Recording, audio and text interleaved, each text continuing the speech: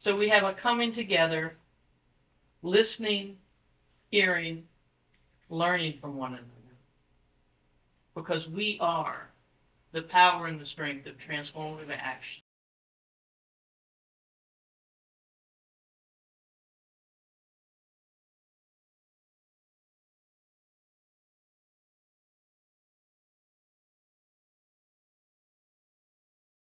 This is the time when I get to say that I am blessed and highly favored.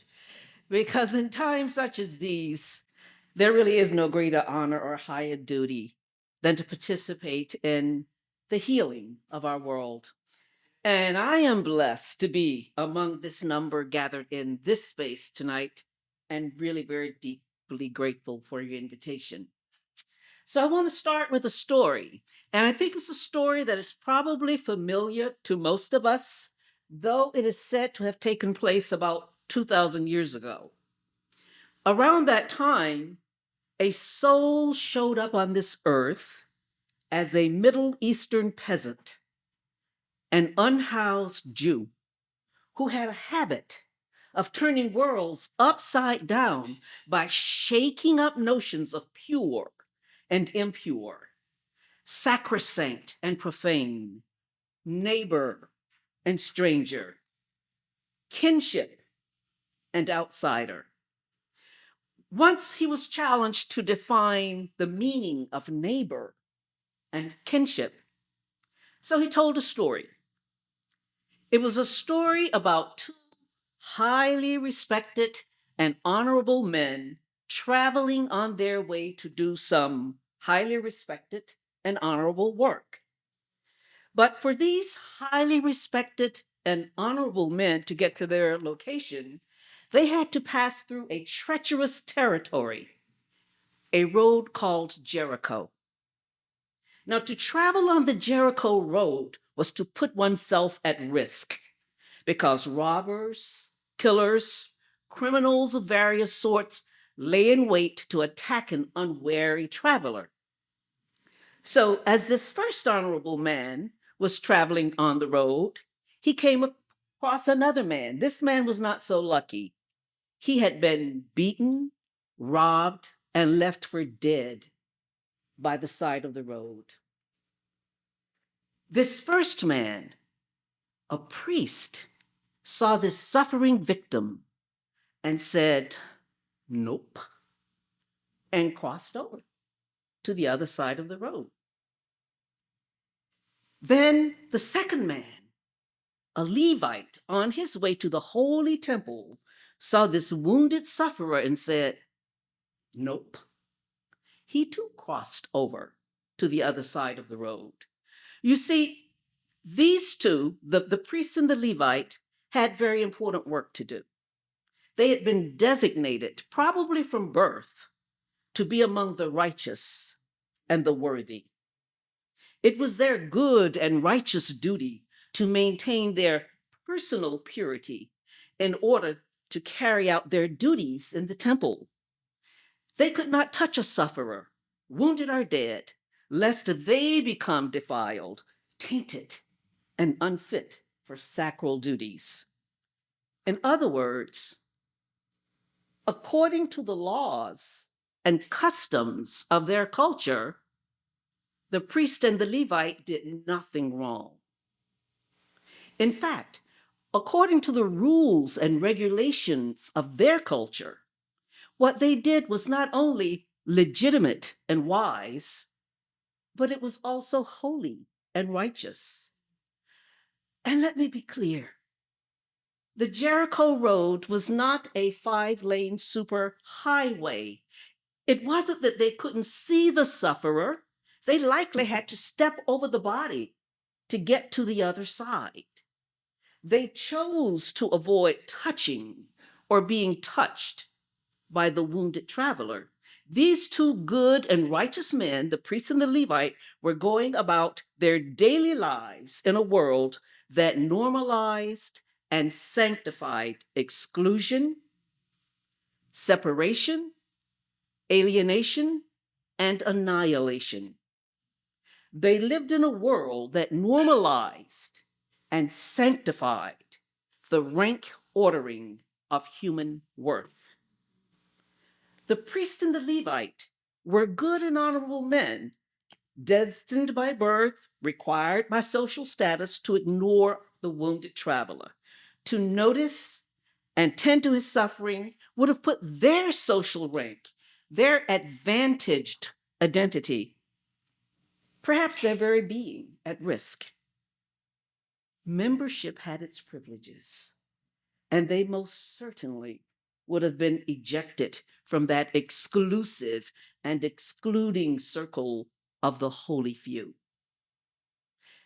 And make no mistake, 2,000 years later, on November 17th, 2022, we here tonight are traveling on the Jericho Road.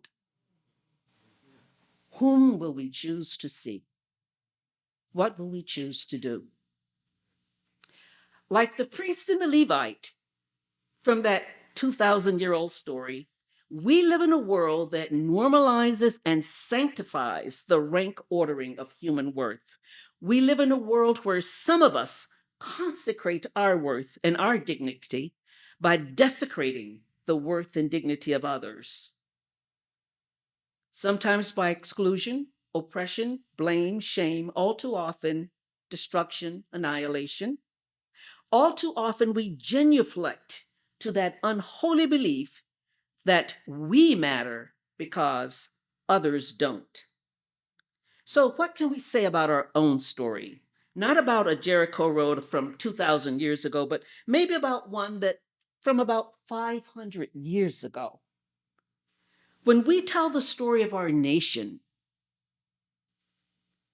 we must tell the story of a people who have been traveling on a Jericho road. We have to tell the story of a people who pledged allegiance to uphold and defend the sanctity of the American temple, the plantation. To quote healer and author Resmaa Menakem, the plantation is the fundamental organizing principle of this nation. Its economics, its policies, its social structures. It was the plantation that provided the ethos, the power, and the weaponry that ensconced some people by virtue of their skin color in the echelons of ownership, domination, and control. It was the plantation that provided the ethos, the power, and the weaponry that rendered some people, by virtue of their skin color, consumable and expendable. In fact, the plantation ethos shaped the provisions of the Declaration of Independence and the Constitution. Of the 27 grievances against the king in 1776, grievance number 1 was about the king's interfering with the colonist right to govern enslaved people. Likewise, the Constitution granted the rights of citizenship only to white men who owned property.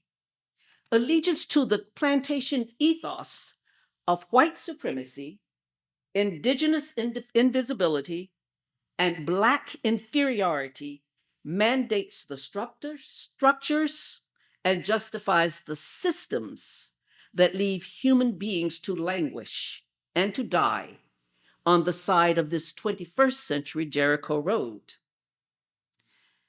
Before the United States even became the United States, there was a pledge of unquestioned allegiance to separation. The separation of those who were fully human from those who were less than human. Around this time of year, some folks like to tell the story of the Mayflower, those hardy, freedom-seeking pilgrims who in 1620 landed and founded the Massachusetts Bay Colony. Actually, it's hard to be the founder of something that somebody already has. They invaded land that was already stewarded by humans known as Wampanoags and Nipmucs and Nausetts and others. But we don't tell the story that way. William Bradford, the first governor of Massachusetts, described the land as unpeopled, inhabited by savage and brutish men who were little otherwise than wild beasts. Every child has to learn the story of the Mayflower, but there's less inclination to tell the story of the White Lion. The White Lion landed in Jamestown in 1619, carrying cargo described by John Rolfe as 20 odd Negroes to be traded as property. Before they landed on the shores of what would later become the United States, they were already deemed as less than human. A few years later, another upright and honorable citizen wrote to his friends, urging them to invest in slaves as property because their value increased 10% annually. That upright and honorable man was the third president of the United States, Thomas Jefferson. It is no wonder then that when international human trafficking was outlawed in 1808, the homegrown plantations became rape factories where the bodies of young girls as young as 9 years old, I believe that was the average age of an enslaved child when she was raped. When these young bodies were forced to produce babies as property to enhance the enslaver's wealth. And just to be very clear, slaves were not imported from Africa. People, human beings, merchants, maybe a scalawag or two, aunties, fathers, healers were ripped from human communities. To call them slaves functioned to strip them of their humanity, thereby justifying their debasement through theft, humiliation, physical annihilation, and spirit murder. To strip enslaved people of their humanity was to establish the principles and practices of white supremacy, manifest most obviously by the power and the prerogative to determine whose lives matter. To strip enslaved people of their humanity was to establish whiteness as protected territory and to designate Blackness as dangerous and inferior. It was to establish whiteness as the structural and philosophical standard by which all other human bodies would be judged and branded. The plantation ethos undergirded the enforcement and proliferation of a nationwide white supremacist culture. In 1860, for example, the mayor of New York City wanted to secede with the southern states because the enslavement of human beings contributed $3 billion to the national economy. Now, $3 billion may not mean much in the 21st century economy, but in the 19th century, $3 billion was a nice piece of change. The plantation ethos functioned to enrich the wealthy white few, granting them the prerogatives of self-interested power, brutal domination, and unchallenged control. It also granted proximal power to white bodies who may not have wallowed in material wealth, but who gained some measure of protection from the indignities and brutalities perpetrated against brown and black bodies. Furthermore, while these white bodies did not enjoy the spoils of financial riches, they could use their proximal power to perpetrate violence and violations against other bodies who were deemed less human than they. Some white bodies were oppressed by class, by gender, by country of origin. But this one thing we know: people who have been oppressed also learn how to be the oppressor.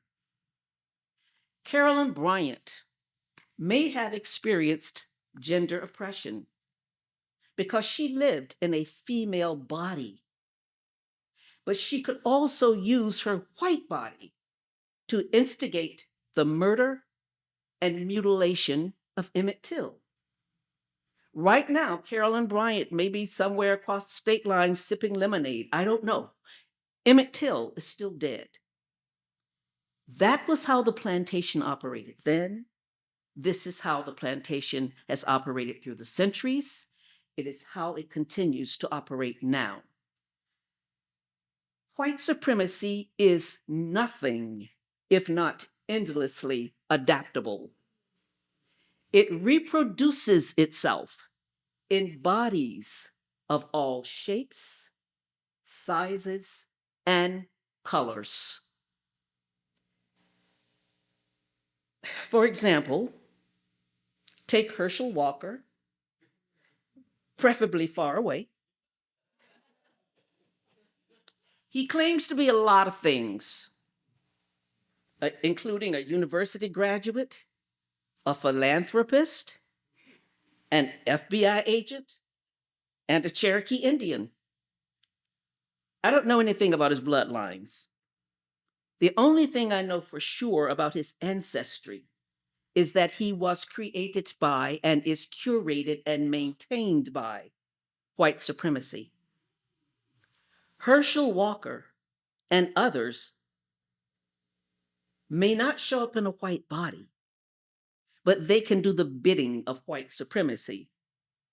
He can make sure that the plantation works to secure the interests of white bodies, all the while providing them with entertainment. When we believe that human worth is dependent upon the extent to which we separate ourselves from each other, position ourselves against each other, and elevate ourselves over each other, massive and systemic cruelty is the inevitable outcome. This rank ordering of human worth certainly explains our national legacy of land theft, genocide, enslavement, and systemic oppression. And yes, there are isms and schisms aplenty: heterosexism, misogynoir, classism, ableism, the list goes on and on and on. And a question some of you may be asking yourselves right now is, why all this focus on racism? I'll tell you why. There is no ism that racism does not make worse. It is a linchpin stratifier because it can be used to sabotage movement toward healing. Healing among genders, sexualities, bodies of different abilities, shapes, and colors. Racism is used to exacerbate the ravages of fear and hatred. It subverts reconciliation and repair. It thwarts healing after prolonged and protracted harm, even when that harm is protracted by people who look like each other. Racism has durable value in the national marketplace, and it will adapt to augment whatever currency of power presents itself. In other words, the structures, systems, and philosophies that organized the 17th century plantation take on 21st century form. The plantation is fully operational. When we separate ourselves through racial rank ordering, we disempower our imagination of what it means to be fully human. When we separate ourselves through racial ranking, we don't repair the harm by sweet talking about diversity. Racialized ranking functions to secure access to resources and to power, to preserve material and social advantages. The fact that it does so systematically causes some people to believe that those advantages are their rightful entitlements. The fact that it does so systematically causes some folk to believe that they must hoard and secure those advantages by denying access to others, others whom they step over and cast aside as less deserving and less human. But I'm reminded again of that unhoused Middle Eastern peasant who asked the question, what profit is gained if you gain the whole world and lose your soul?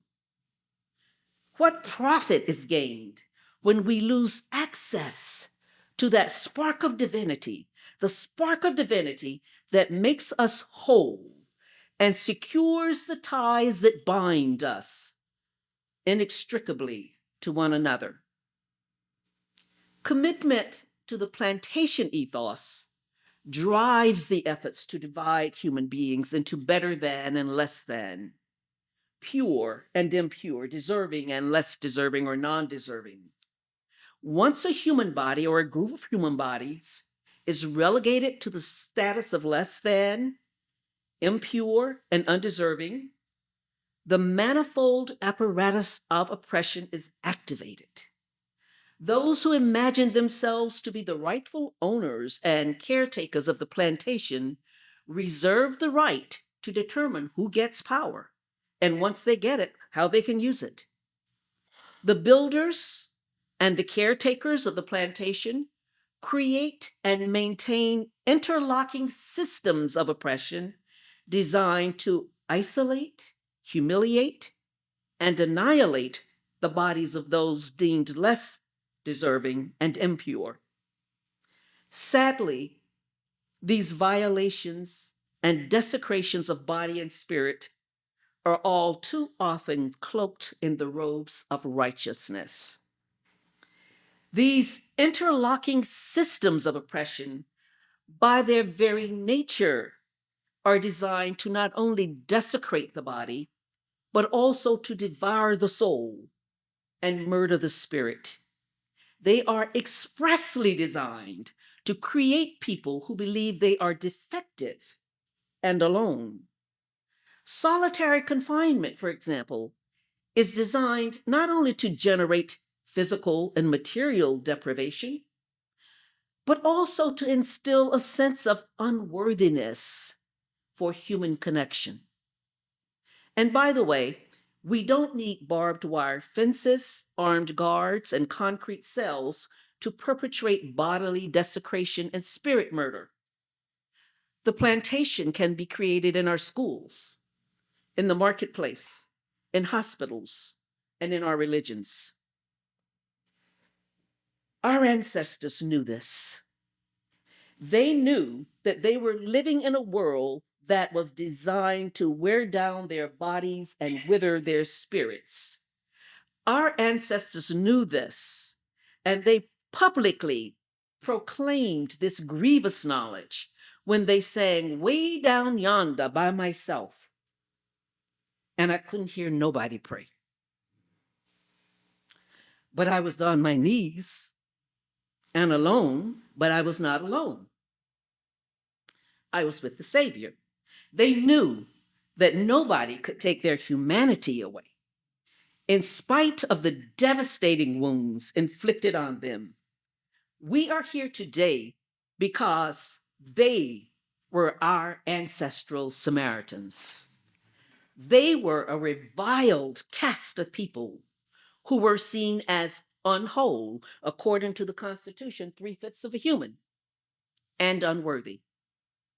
Our ancestral Samaritans knew no matter how massive the plantation, no matter how powerful the overseer, They knew they could protect that spark of divinity that makes us part of a holy creation.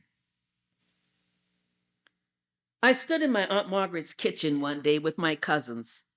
All of us had university graduate degrees and worked in fairly prestigious institutions. And from the outside, it would look as if we had somehow made it. One of my cousins was complaining about some foul treatment and discrimination at work that was just making her life miserable. My Aunt Margaret grew up in Depression era, Jim Crow, Georgia, and she never had a chance to complete high school. She grew up in a culture specifically designed to make her believe that she was defective and inferior, that she had no worth other than to serve the interest of the plantation. But her wisdom was greater than any classroom could impart.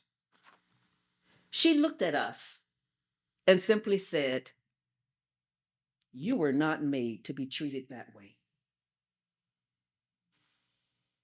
It was this wisdom, this spark of divinity, that has brought us to this day.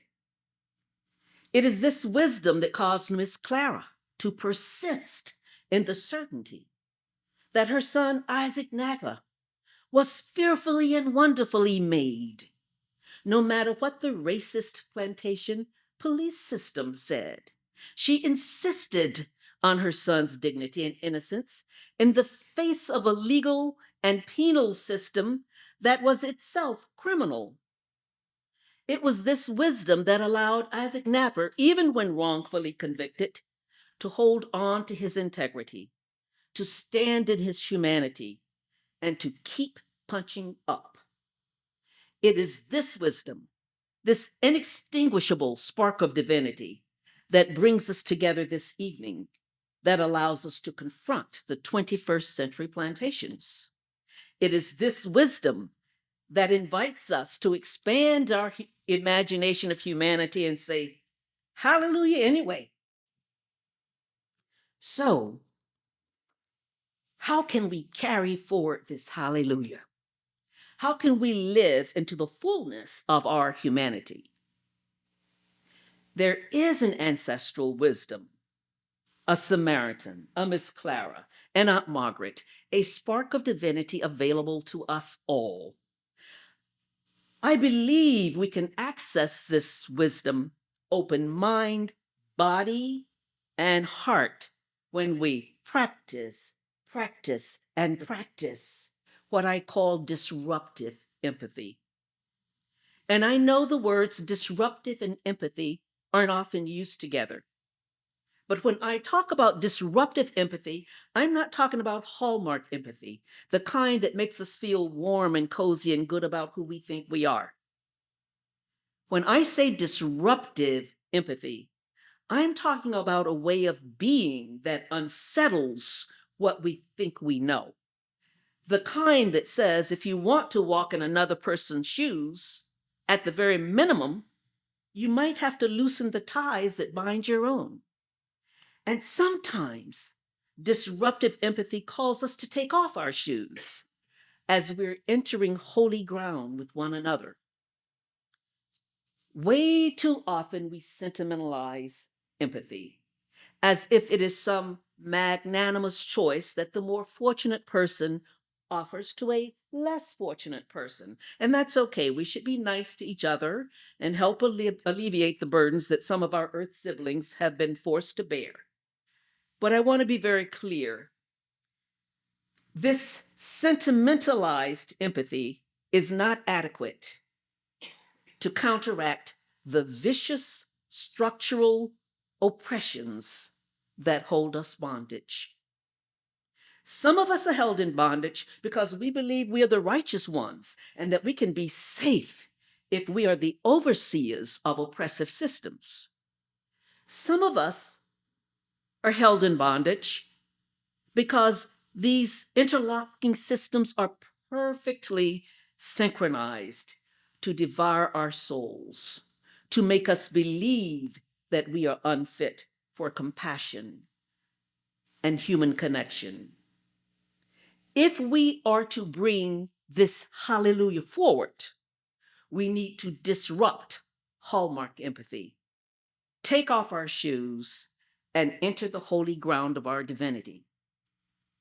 If all we can do is sentimentalize empathy, we run the risk of replicating the politics of separation and dehumanization. I'm reminded of another spiritual that says, everybody talking about heaven ain't going. So, what I'm saying is, everybody talking about empathy ain't doing it.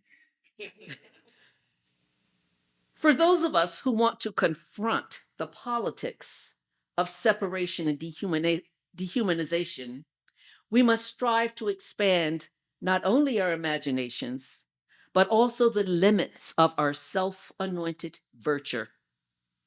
When our capacity for empathy is circumscribed by our need to feel good about ourselves, we are reinforcing the vicious systems that perpetuate the lie that some of us are more righteous and therefore more deserving of a bountiful life than others of us. So, what do I mean by disruptive empathy? Let me describe disruptive empathy in terms of three choices. First, there's the choice for clarity over confusion. To choose clarity is to be present to reality. It is to recognize and to name what is real. We cannot be distracted by symbolic acts. We have another federal holiday where the more economically advantaged of us don't have to go to work. But what does Juneteenth actually mean when Black and Brown people still languish in jail for weed while there is a whole legal weed industry in which 80% of the profiteers are white?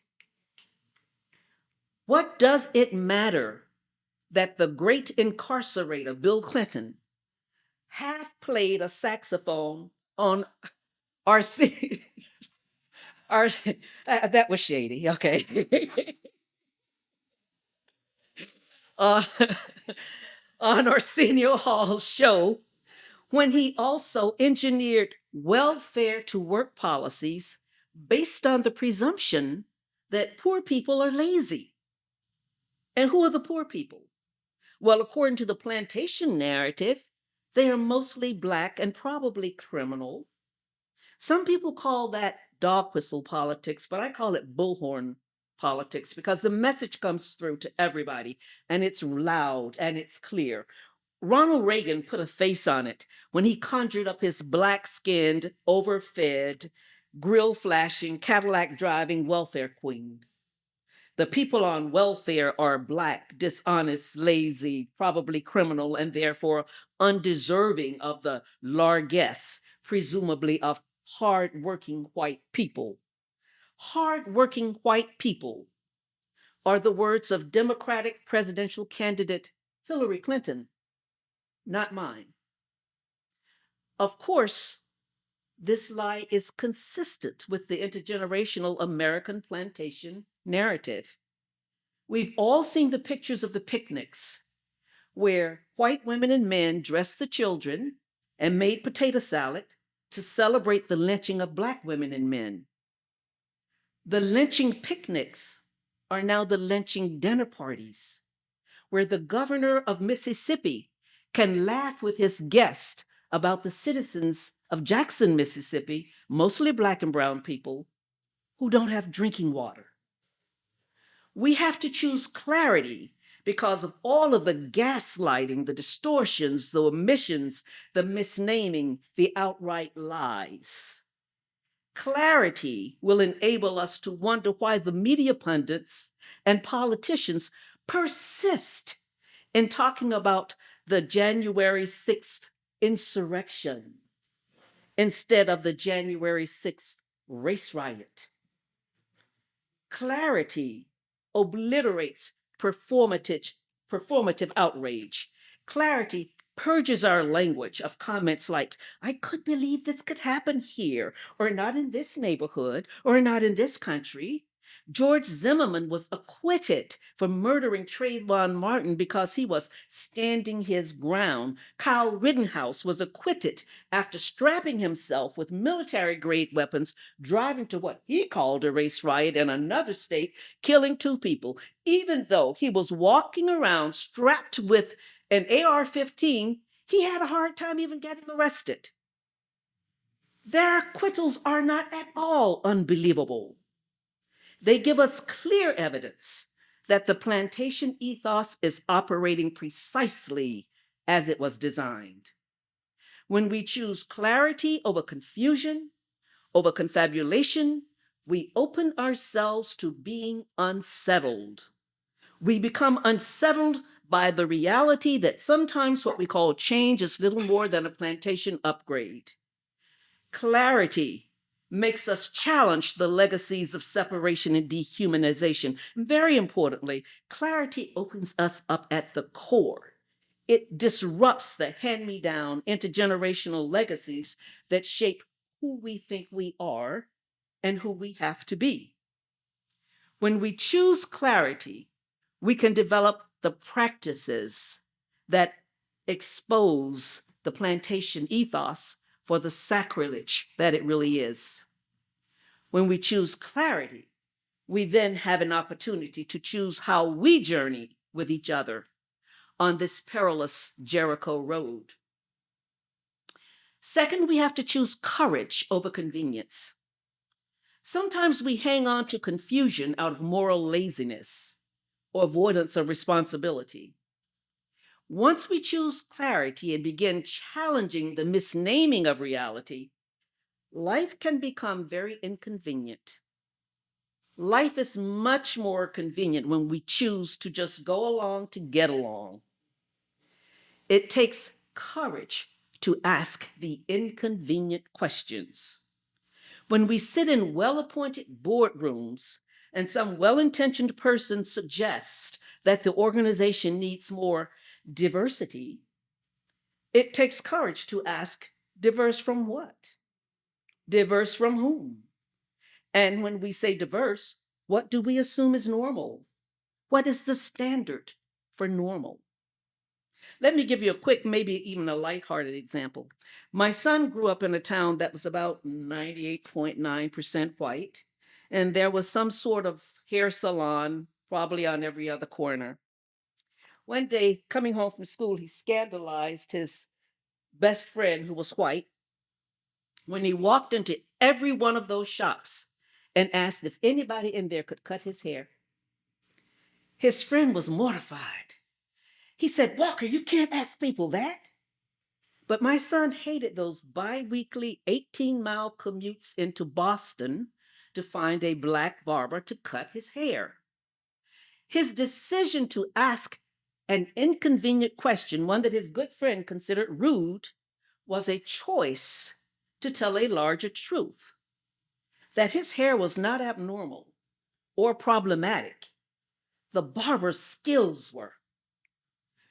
We need to ask those inconvenient questions in our schools, churches, and work organizations. When we hear the statement, we need to be more inclusive, it's a good time to ask other questions such as, included into what?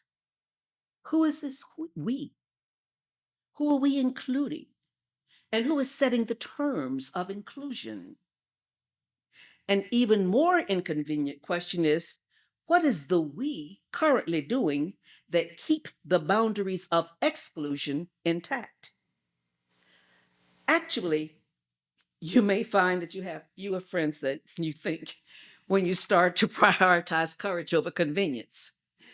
When you prioritize courage over convenience, you just might disturb the comfort of well-meaning people because you are asking questions, you're questioning the boundaries of their power. Asking an inconvenient question, challenging taken for granted practices can expand our imaginations.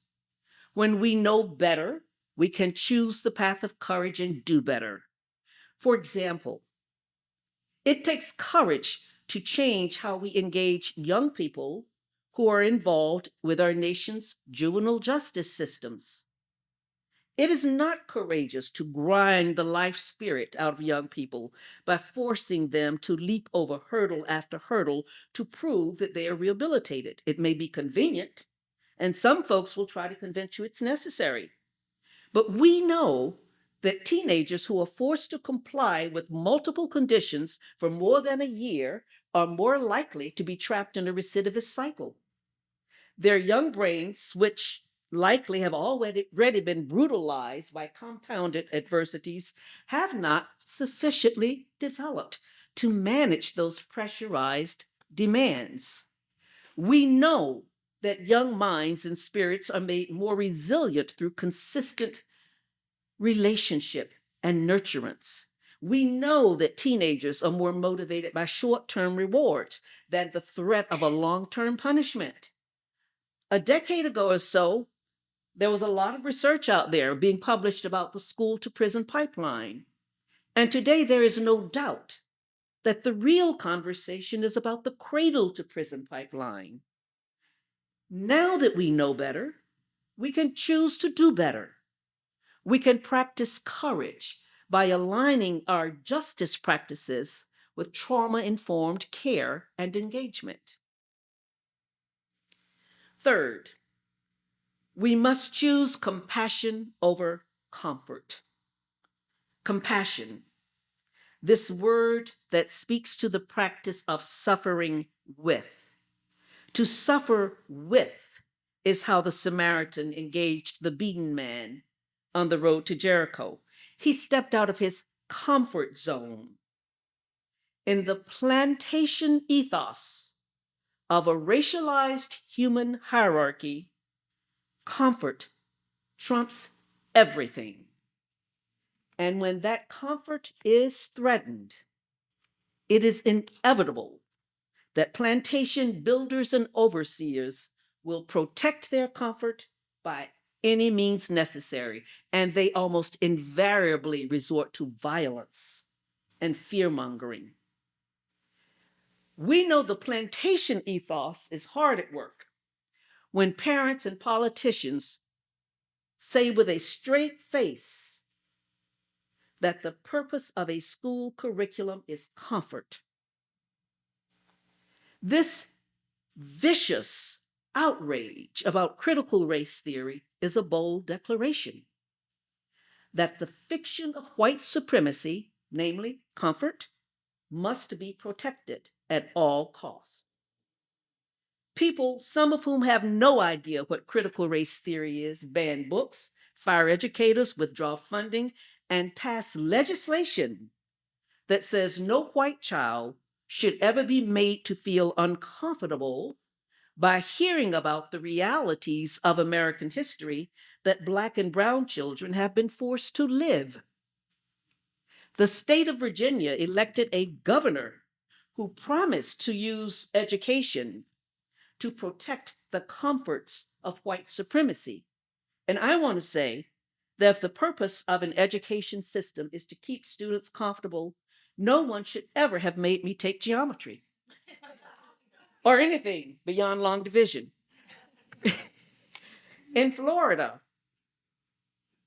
the Anti-Woke Act, Stop Wrongs to Our Kids and Employees, was passed to prohibit workplace training or school instruction that teaches that people are privileged or oppressed based on race, gender, or national origin.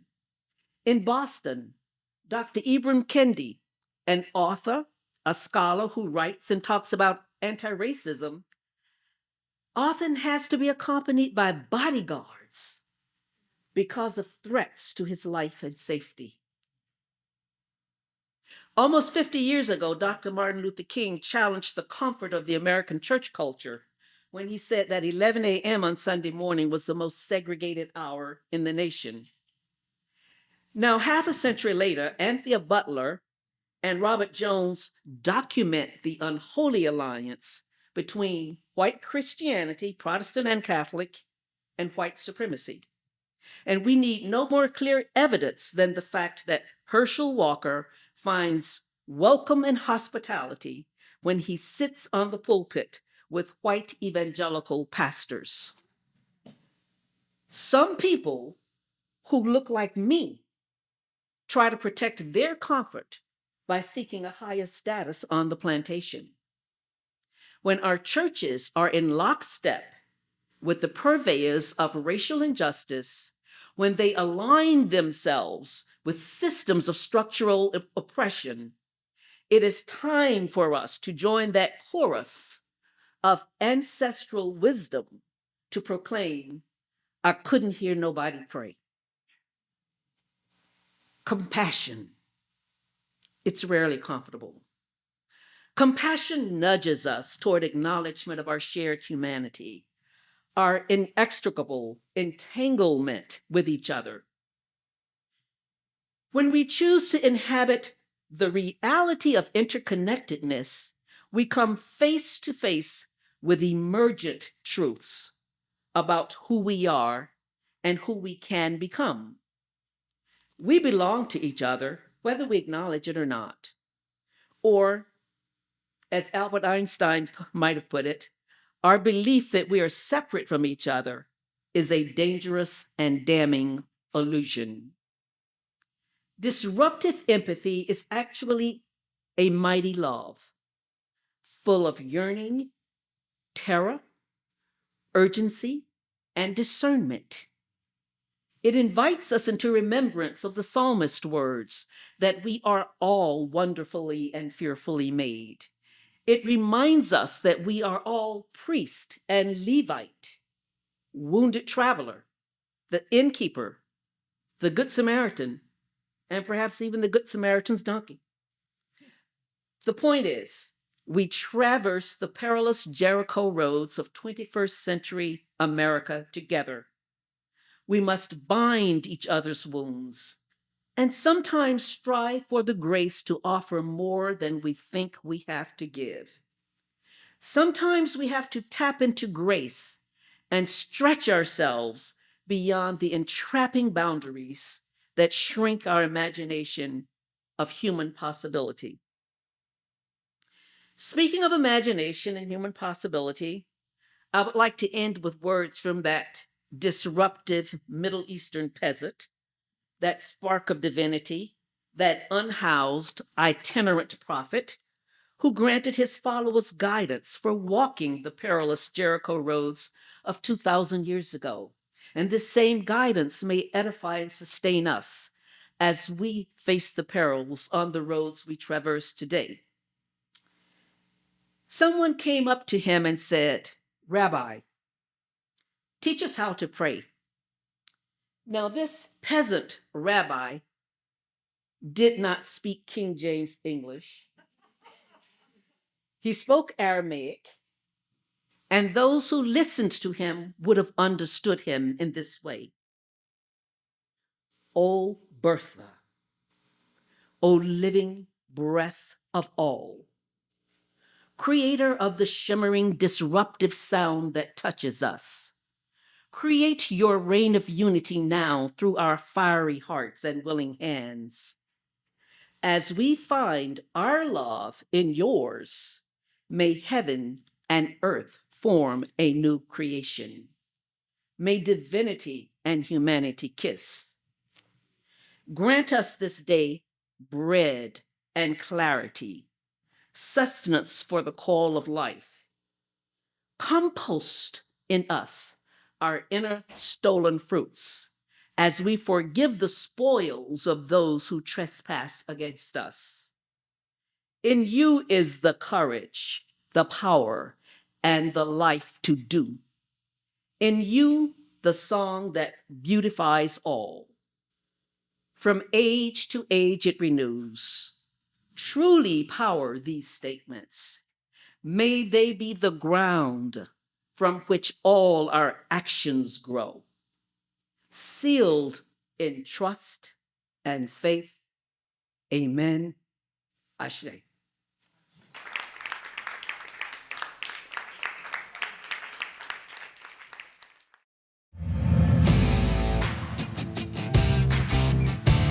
Gotta go big or go home.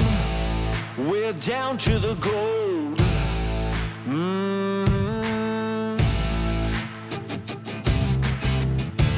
Never been a better time.